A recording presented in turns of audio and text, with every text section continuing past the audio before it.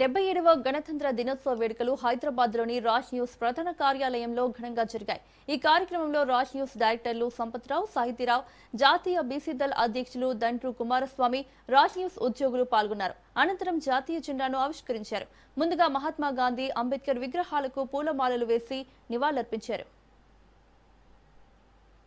రోజు 77వ గణతంత్ర దినోత్సవ శుభాకాంక్షలు. ముఖ్యంగా తెలంగాణ రాష్ట్ర ప్రజలకు మరియు రాజ్ న్యూస్ ఛానల్ ప్రేక్షకులకు, వీక్షకులకు నా యొక్క 77వ గణతంత్ర దినోత్సవ శుభాకాంక్షలు ఈ సందర్భంగా తెలియజేస్తూ ఉన్నాను. అంతేకాకుండా 26 జనవరి 1950లో మనందరికీ తెలిసిందే, మనము అత్యంత ప్రతిష్టాత్మకంగా లిఖించబడిన రాజ్యాంగం అమలైన రోజని, అదే ప్రజాస్వామ్య దినోత్సవంగా మనం సెలబ్రేట్ చేసుకోవాల్సిన సందర్భం అని సందర్భంగా తెలియజేస్తున్నాను. భారతదేశం అంటే ప్రజాస్వామ్య, సార్వభౌమాధికార, లౌకిక ప్రజాస్వామ్య గణతంత్ర దేశంగా, అంతేకాకుండా ముఖ్యంగా డాక్టర్ బిఆర్ అంబేద్కర్ రాజ్యాంగం రచించడంలో కీలక పాత్ర పోషించడం మనందరికీ తెలిసిందే. అంతేకాదు, ప్రపంచంలోనే ఉన్న రాజ్యాంగాలలో అన్నింటికంటే మన భారతదేశ రాజ్యాంగం ఆదర్శము.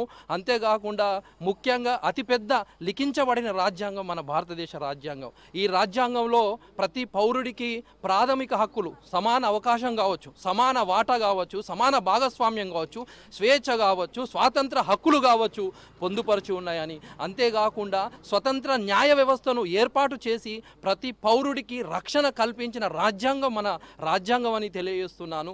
అంతేకాకుండా ముఖ్యంగా ఈరోజు కులాలకు, మతాలకు విభేద ఎలాంటి లేకుండా అతీతంగా మన రాజ్యాంగం ఉన్నదని, ఇది ప్రజాస్వామ్య దినోత్సవం అని తెలియజేస్తూ ఉన్నాను. అంతేకాకుండా ముఖ్యంగా మన రాజ్యాంగంలో చట్టం ముందు అందరూ సమానమే, అది ఎవరైనా కానీ అనే అనేక ఆర్డర్స్ పొందుపరిచి ఉండడం చాలా గొప్పమైనదని తెలియజేస్తున్నాను.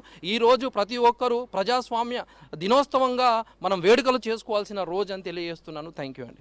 రాజ్ న్యూస్ ప్రేక్షకులందరికీ 77th రిపబ్లిక్ డే కి హ్యాపీ రిపబ్లిక్ డే. జై భారత్, జై హింద్. జై భారత్, జై భారత్. రాజ్ న్యూస్ ప్రేక్షకులందరికీ భారత గణతంత్ర దినోత్సవ శుభాకాంక్షలు. ఈ గణతంత్ర దినోత్సవంలో ఒక ప్రత్యేకత కూడా ఉందని చెప్పాలి. భైరవ్ బెటాలియన్ ఈరోజు భారత ఆర్మీలో చేరింది.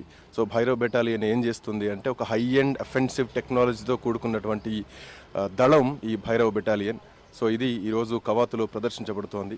సో ఇది ఒకటి, అంటే ఇప్పుడున్నటువంటి యుద్ధాల సమయంలో భైరవ్ బెటాలియన్ చాలా ప్రత్యేకమైందని చెప్పాలి భారతదేశానికి. సో మరొకసారి రాజ్ న్యూస్ ప్రేక్షకులందరికీ గణతంత్ర దినోత్సవ శుభాకాంక్షలు.